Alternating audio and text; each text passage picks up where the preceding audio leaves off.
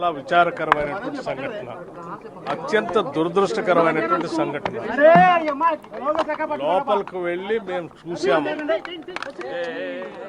Shops అన్ని అత్యంత నేరోగా, లోపల ఏదైనా ఫైర్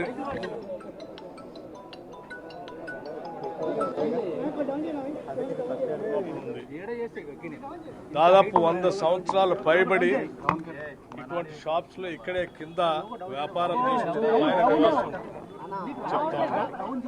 ప్రాథమిక సమాచారం ప్రకారం ఉదయం 6:16 కొంత ఇక్కడ నుంచి సమాచారం స్థానికంగా జిహెచ్ఎంసి వాళ్ళు ప్లస్ ఎవరో తెలియనటువంటి ఒక వ్యక్తి ఫైర్ స్టేషన్ ఫోన్ చేస్తే 6:17 ఫైర్ ఇంజిన్ స్టార్ట్ అయ్యి 6:20 ఇక్కడ చేరుకొని కేవలం 3 నిమిషాల్లో ఇక్కడ ఈ ఫైర్ని ఆపటం కోసం ప్రయత్నం చేయటం మొదలుపెట్టారు. దాదాపు 11 ఫైర్ ఇంజిన్లు దీంట్లో పాల్గొని రెస్క్యూ ఆపరేషన్స్ చేశారు.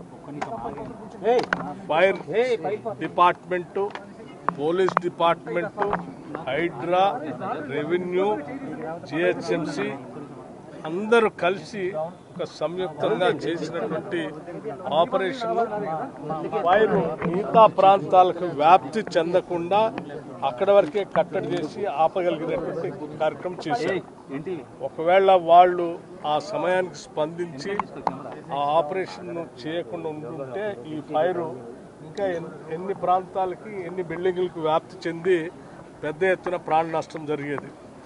నేను వెంటనే స్పందించి దానిపైన ఫైర్ ఇంజిన్ అటువంటి వాళ్ళు కానీ మిగతా శాఖలకు సంబంధించినటువంటి వాళ్ళు స్పందించి ఆ తగు చర్యలు తీసుకొని దాన్ని కంట్రోల్ చేయటం వల్లనే అందులో వాళ్ళు ధైర్య సాహసాలు కూడా లోపలికి వెళ్ళి మంటలు విపరీతంగా ఉంటే కూడా ఒక డిఎఫ్ఓ లోపలికి వెళ్ళి కంట్రోల్ ప్రయత్నం చేస్తే వారు కూడా ఆ స్మోక్కి గురైపోయి ఈరోజు హాస్పిటల్లో వెంటిలేటర్ పైన లేకపోతే ఆక్సిజన్ పైన ట్రీట్మెంట్ జరుగుతూ ఉంది. వాస్తవంగా స్థానికంగా శాసనసభ్యులు కానీ లేకపోతే ఇన్ఛార్జి మంత్రి గారు, హైదరాబాద్ నగరానికి సంబంధించిన ఇన్ఛార్జి మంత్రి గారు పొన్నం ప్రభాకర్ గారు, లేకపోతే నాకు కానీ మిగతా మంత్రులకు కానీ సంఘటన జరిగిన వెంటనే సమాచారం తెలిసిన వెంటనే గౌరవ ముఖ్యమంత్రి రేవంత్ రెడ్డి గారు అందరితో అన్ని శాఖలతో మాట్లాడుతూ కాన్స్టాంట్గా రివ్యూ చేస్తూ దీన్ని మానిటర్ చేయబట్టే ఈ యాక్సిడెంట్ని ఇంతవరకే రెస్ట్రిక్ట్ చేయగలిగాం. బట్ భవిష్యత్తులో మాత్రం ఇటువంటి సంఘటనలు పునరావృతం కాకుండా ఇక్కడ కావాల్సినటువంటి రిఫార్మ్స్ అన్నీ చేయాల్సిందే. ఆ కింద ఉన్నటువంటి నేరో ఎంట్రన్స్ కానీ ఫైర్ ఎప్పుడైనా పొరపాటు ఇటువంటి జరిగితే ఎస్కేప్ కావాల్సినటువంటి పరిస్థితులు కూడా లేకుండా ఉన్నాయి. కాబట్టి ప్రభుత్వం, ముఖ్యమంత్రి గారు ఇప్పటికే చాలా స్పష్టంగా నాకు చెప్పమని చెప్పారు. కూడా 2-3 రోజుల్లోనే దీనిపైన సీరియస్గా రివ్యూ చేసి ఇక్కడ తీసుకోవాల్సినటువంటి చర్యలన్నీ ఎటువంటి మొహోటం లేకుండా దీన్ని కంట్రోల్ చేయడానికి కావాల్సినటువంటి చర్యలన్నీ తీసుకుంటామని చెప్పమని చెప్పారు. చెప్తున్నాం కూడా.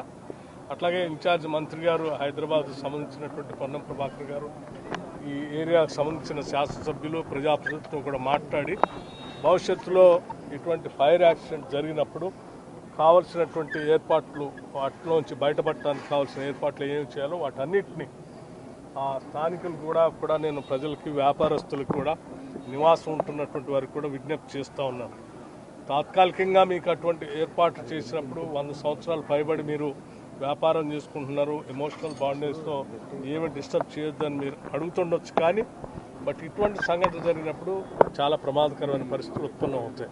సో భవిష్యత్తును దృష్టిలో పెట్టుకొని కఠినంగా రాష్ట్ర ప్రభుత్వం ఆ నిర్ణయాలన్నీ చేస్తుంది. దానికి సహకరించవలసిందిగా స్థానిక పెద్దలకు కూడా నేను విజ్ఞప్తి చేస్తాను.